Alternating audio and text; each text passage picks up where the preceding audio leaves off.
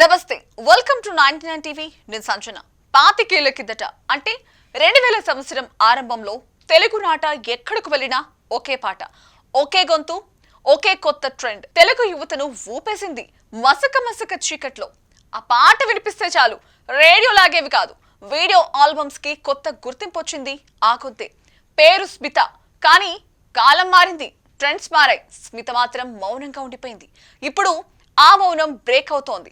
పేరు స్మిత, అసలు ఊరు బెజవాడ. ప్రయాణం మొదలైంది వీడియో ఆల్బమ్స్ తో. హాయ్ రబ్బా, మసక చీకట్లో ఇవి అప్పట్లో పాటలు మాత్రమే కాదు, ట్రెండ్స్.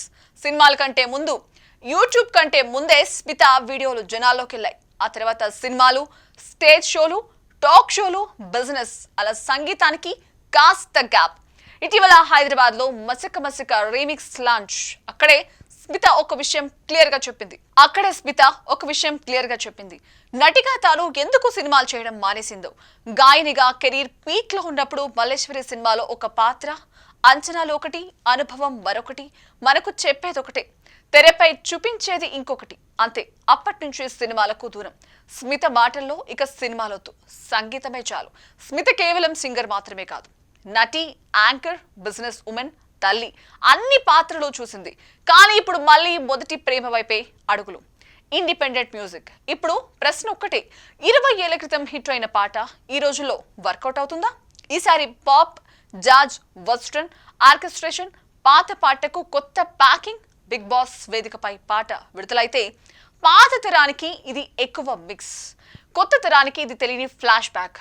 రిస్క్ ఉంది, కానీ స్మిత నమ్మకం మాత్రం గట్టిగానే ఉంది. సినిమా కాదు, బొలితెర కాదు, స్టేజ్ ని తన స్క్రీన్ గా మార్చుకోవాలన్న నిర్ణయం. దేశ విదేశాల్లో లైవ్ షోలు, మార్చి నుంచి tours, Dubai, America, Australia, Singapore. తనే పాడాలి, తనే నిలబడాలి. ఇదే స్మిత ప్లాన్.